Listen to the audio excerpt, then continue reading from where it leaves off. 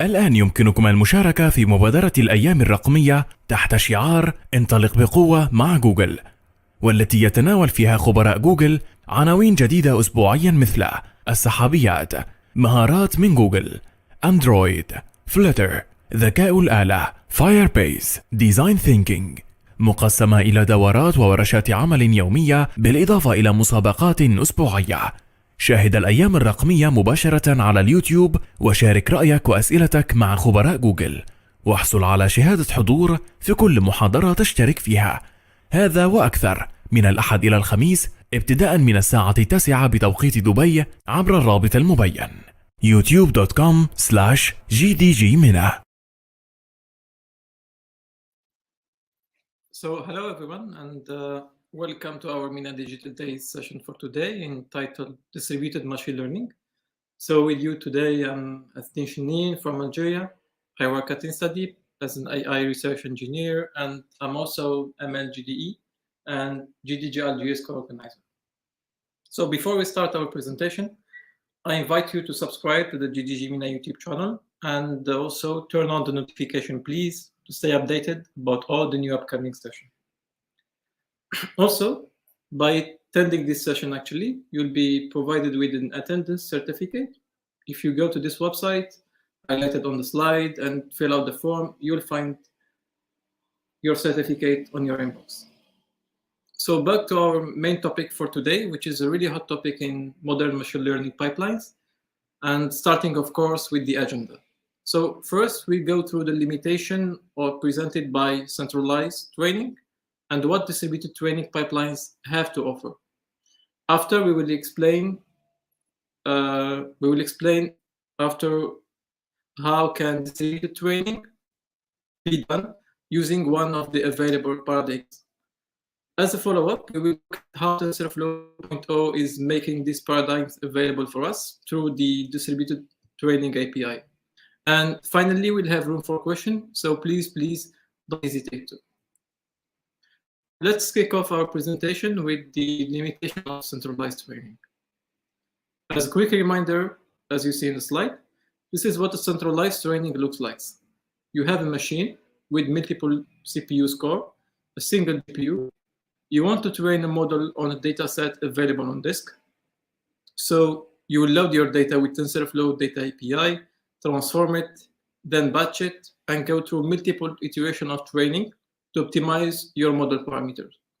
And in the default case, we will be running our data loading and pre-processing on the CPU, whereas we will be training our model on the single GPU available.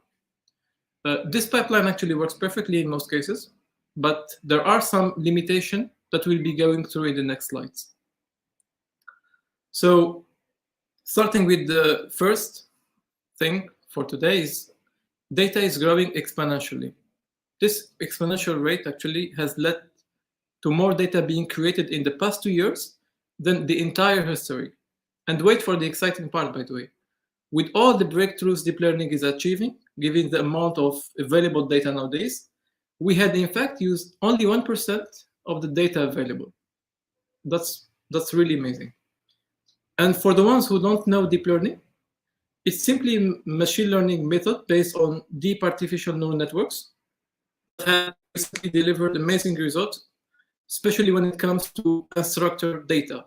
And by unstructured data, I mean data such as videos, text, audio, and all the data that don't have the common column row structure.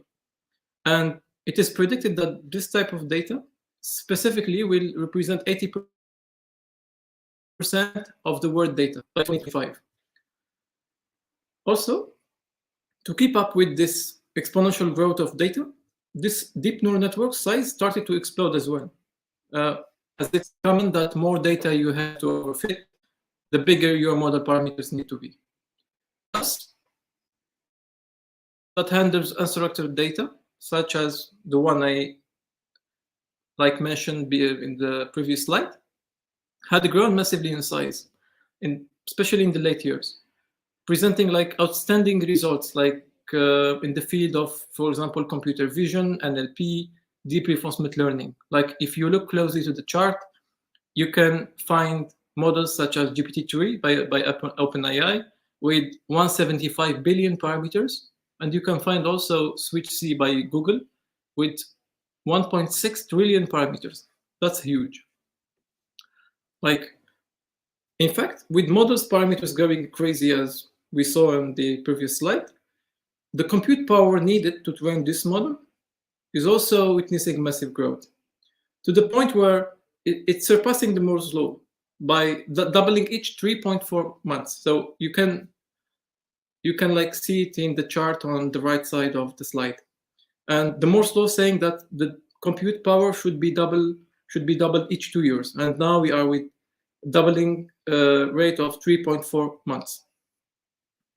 Like, faced to this compute demand, of course, hardware manufacturers are trying to keep up by shipping powerful GPUs cluster in frequent basis, taking, for example, let's say NVIDIA GPUs evolution from 2016, as you see on the right side of the slide, starting from P100, V100 till A100, which is delivering 8x performance and helping to scale the training resource as well.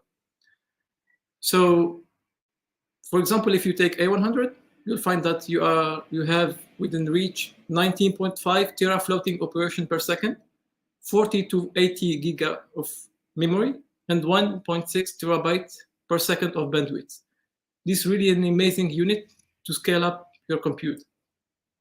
And by scaling up, for the ones who don't know about scaling up, like the terms, what does it mean? We simply mean replacing the training unit we have with a powerful one. For example, you have a P100 GPU, you take it, you replace it with A100. Now we have scaled up our GPU to output, memory, and the CUDA cores, all in a single machine. Someone would say, that's it. We found a solution for our problem. Now we can handle all the past growing factors while training on a single machine. And by a single machine, I mean a single laptop or a single huge machine, let's say, for example, a gamer laptop. Actually, it's not always the case, as centralized training still presents some limitations, such as the following that I would list for you. So first, we don't dispose always to the best GPU in the market. That's fact. And our big models cannot always fit into our available GPU memory. Even if our models make it in the GPU memory, let's say, maybe our training batches cannot. If our batch holds element with, let's say, long text sequences or images with high resolution, for example. Also, regardless of the GPU performance, will all our data be located on a single machine? Or can you store all your data in a single machine? That's can be a problem sometimes. Or are the CPUs available on our machine enough to process all our batches within reasonable amount of time? Like we said that the preprocessing of our data is meant to be on the CPU. And finally, how about fault tolerance? Like, what if a single machine crashes? Is there a way to tolerate failure? Can we continue training? That's all problems that centralized training can cause. All this problem can really slow down our feedback loop regarding the performance of our model. As Elon Musk mentioned in the slide today, and it's one of my favorite quotes, innovation is how many iterations and what is the average progress between each iteration. So if you can reduce the time between iteration, the rate of improvement is much better. And the same quote applies to our training pipeline. If we can reduce the time needed to train our models, or to make them train without crashing a lot and tolerate failure, we can have a quick feedback on the techniques and the research idea we are trying to experiment with. And a solution to overcome centralized training in limitation is to scale out our compute rather than scaling it up. So by scaling out, instead of replacing our compute units with the more advanced units, we can simply replicate it to work in parallel on multiple machines. So you take a machine with V100 and you get yourself a V100, a second one, and you make them work in parallel. This approach of training should help us overpass the previous limitations. So we can handle big data store by splitting our data across different nodes, or like the nodes is different machines or workers, each one with dozens of CPU for high preprocessing throughput and shorter training iteration time. We can also handle big models by splitting parameters across different machines. And finally, fault tolerance can take place at our pipelines, as failure nodes can be replaced by backup nodes or can cut ideal where others are still active. Moving now to our second point. So in order to put in place a distributed training pipeline, we need to follow a set of distributed training paradigms, which will be presenting next. So our first paradigm for today is data parallelism. You simply split your training data across multiple workers. Each worker implements the same training algorithm and apply it on the data subset available. And at the end of each iteration, it will communicate its results. For example, for an environment with 3 workers, as you see on the slide, the data is split across different nodes. For this case, we have 3 nodes. The same model and the same algorithm is replicated on each worker. The data subset is processed in parallel on each worker. At the end of an iteration, each worker will compute the gradient for the data that, given the model and the data that was provided. And then the result of each worker is aggregated either synchronously and asynchronously. And shall we detail this term synchronously and asynchronously. So in a synchronous communication scenario, after all the workers finish an iteration, so we would have a gradient or a set of parameters updated for each worker. They will be reduced, and by reduce I mean each worker will communicate, let's say for example the gradient to all the other workers. So worker 1 will communicate its gradient to worker 2, to worker 3 will communicate its gradient to worker 2 and 1. So at the end you are left with n multiplied by n minus 1 connection. So each worker will update its model following the received gradient from the other workers, and also based on its own calculated gradient. So at the end of an iteration, all workers would end up performing the same update actually on the model. So at the end of an iteration, you would have the same model on the 3 workers. This is why it's called synchronous, because at the end of an iteration, they would all sync their results between each other. This method works quite well, but the drawback of this communication model, especially, which is the synchronous communication model, is that you can only go as fast as your slowest worker. So if worker 1 is slower than worker 2 or 3, let's say for example you have a V100 on worker 1, V100 on worker 2, and you happen to have N100. So worker 3 would finish first because it can process faster. Worker 1, worker 2 will still be working, and worker 3 will be idle because it will be waiting for the other 2 to finish. The problem with this approach is that you can risk have higher ideal time, especially if you have an heterogeneous environment. And also, the more you scale your infrastructure, you can risk having a lot of time wasted in communication and manifesting your results to other workers. On the other part, we can implement our data parallelism following an asynchronous communication model, or what we call a parameter server. So instead of the synchronous model, now we would have what we call a parameter server located on a separate machine with the CPU only. So after the worker's 1 iteration, it pushes its gradient or set of parameters to the parameter server. The parameter server then would compute the new set of weights and push it back to the worker. Say the worker will pull back the new updated set of parameters. And the drawback of this model is that most of the cases, it's hard to tune the push-pull rate.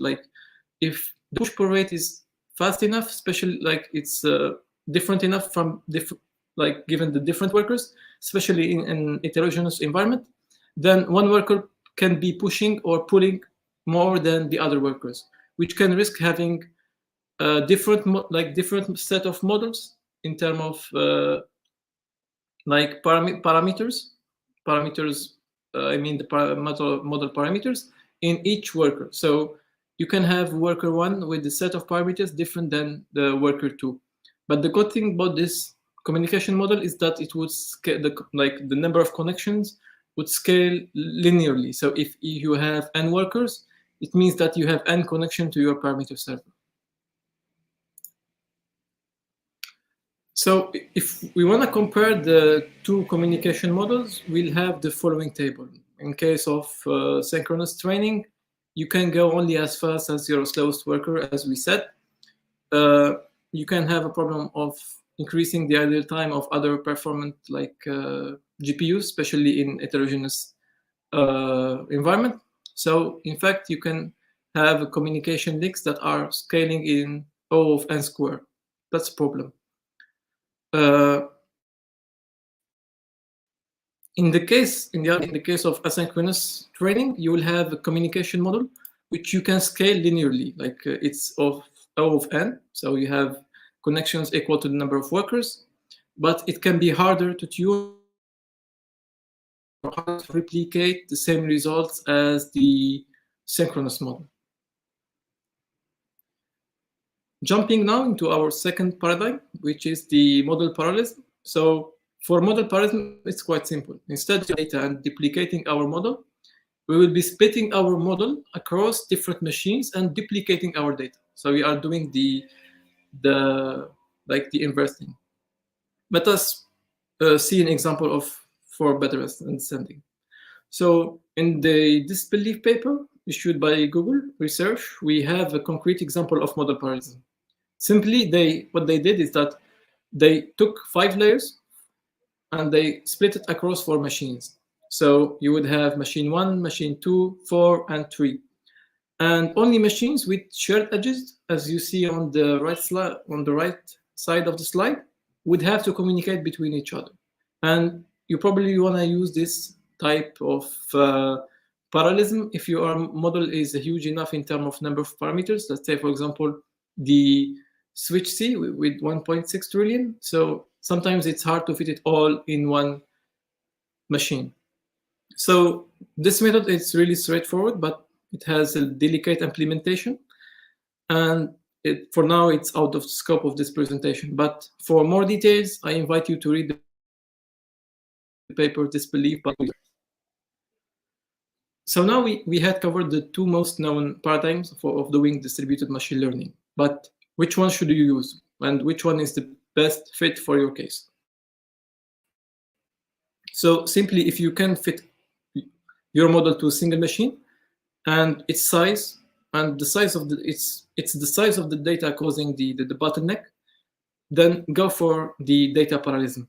And if it's the contrary, I mean, like, you don't have a problem with your data, but it's your model that it's so big. It's not always the case, by the way, that your model is big and your data is small. So you want to go with the model parallelism. But most of the case, if you want to go with model parallelism, you need also to go with data parallelism. And actually, these two paradigms can be combined. So you can have a sort of training pipeline with both parallelism paradigm implemented. But it's easier said than done. To finish up, I always like this part. We are like engineers, and we need to criticize our own methods, and we should ask the question: is it too good to be true? Like, is it too good that the parallelism paradigms can offer us for our training pipelines? And maybe there are some problems that they can cause too. Like, one of the questions we can ask, like, can we scale our infrastructure while preserving a linear training speedup? And by linear training speedup, I mean, if you add, like, let's say, for example, you have 1 worker, then you scale your infrastructure to n workers. Do you have n speedup? That's the case, and that's what we call linear scaling. So most of the problem we can have when we deal with such training pipelines, I mean, parallel or distributed training. First, we have the model convergence challenges. Like, due to some parameters such as the number of workers, batch size, the push and pull rate in case of the implementing parameter server, it can be hard preserving the number of iterations required to converge when scaling.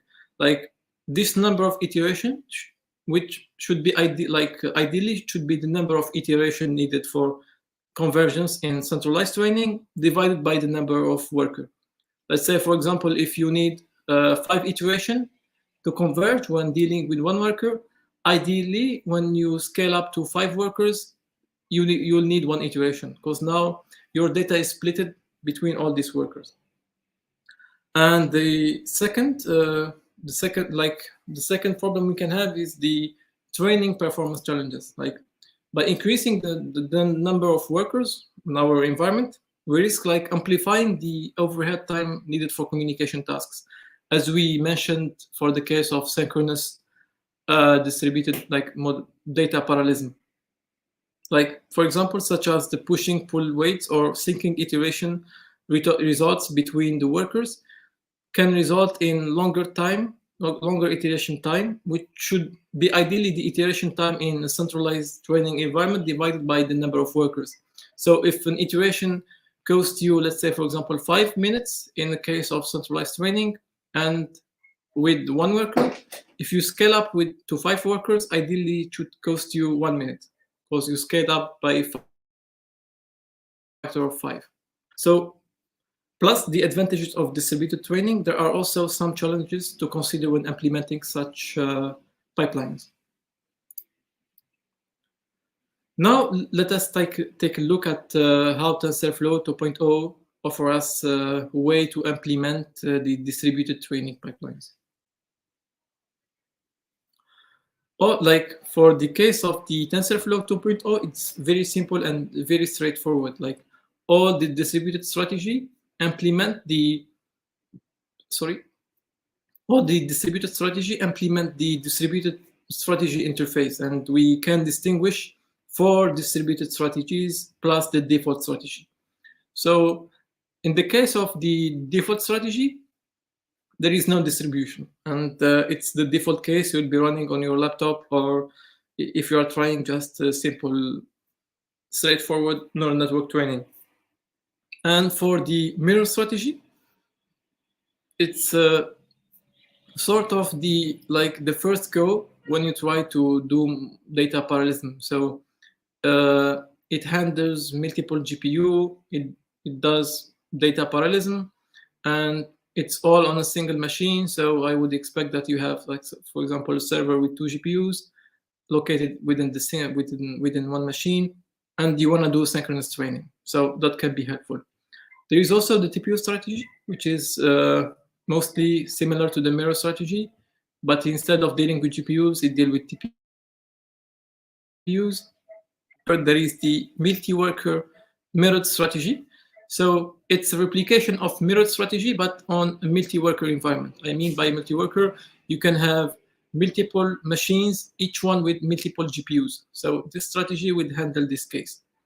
And also we have the last one, which is the parameter server strategy, which is the common one we discussed, which is parameter server implementation with asynchronous push and pull. There are also 2 other strategies, but they are like really simple. You can check them out on the TensorFlow application called the central storage, and also the one device strategy, but they are just meant for really special cases. So now let us see an example of how it is done in the code. So simply what you need to know, what you need to write is that first you specify your strategy. For example, here we have the mirror strategy, and you define your model within the scope of this context manager, which is the mirror strategy. So now your parameters will reside within the GPU instead of the CPU memory, and you compile your model and straightforward launch the feature and evaluate your model. It's very simple in case of 2.0. And if you want to try the other strategies, you can follow the documentation provided by TensorFlow, and also is that Colab provide you with with what you need in terms of GPUs and to implement those strategies actually. Moving down to the references, if you liked it, if you want to try it, you don't have to have server. As I mentioned, Colab is great. The TensorFlow 2.0 documentation is a great way to start. So, and I really invite you to check these articles that were the references for this presentation. So first you have the large-scale deep neural networks. When they tried to, the first, like it was the doors for the distributed training, when they tried to train a model on CPUs actually. So you can also distribute your training on CPUs instead of distributing it on GPU. Like this paper was in 2014, so the GPUs were aiming. It wasn't yet used for machine learning. There is also a great survey about the distributed machine learning. The link is on the slide, and also the Medium blog that details all the like the fine details of the distributed training paradigms. So I think we are done by now, and really excited for questions. So let us see the question.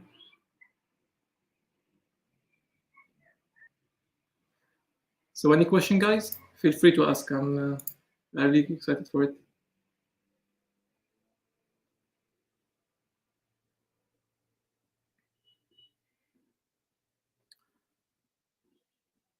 You can also, guys, reach me on my Twitter if you have like questions, not now, but after, or you are stuck with some of the implementation details. I'll be happy to respond to your concerns.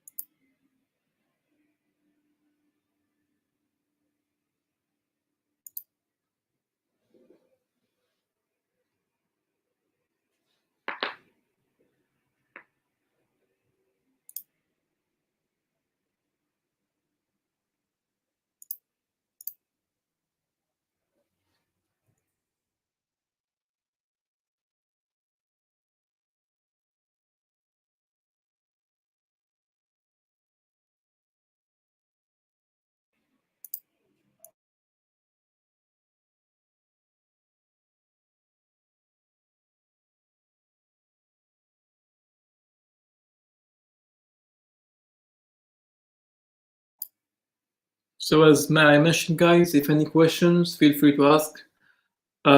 We can go back to the slide and detail any sort of non-obvious concepts.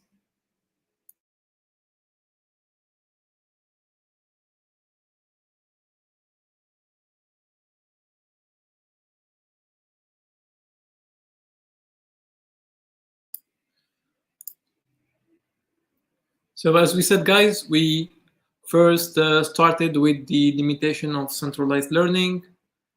We discussed what is centralized learning is like we can go back to the slide. Then we detailed which are the factors that let us move away or sort of look for another way to do our training pipelines that support fault tolerance, that support also growing data and growing model size, starting by data parallelism into model parallelism.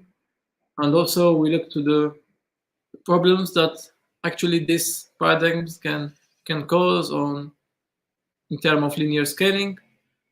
And we saw also the TensorFlow implementation, which is really straight ahead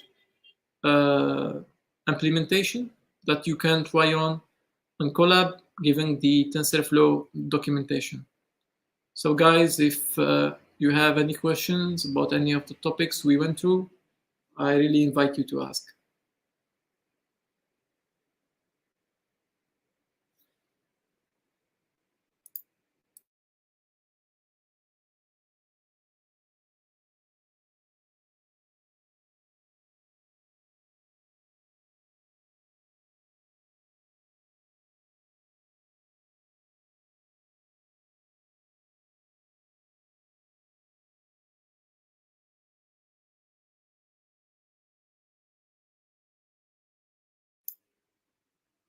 So thank you guys for your attendance. And as mentioned at the start of this presentation, you can go to this link, fill out the form, and you would have your attendance certificate presented on your inbox. Also, try to subscribe to our YouTube MENA channel to stay updated about all the upcoming sessions, and see you soon.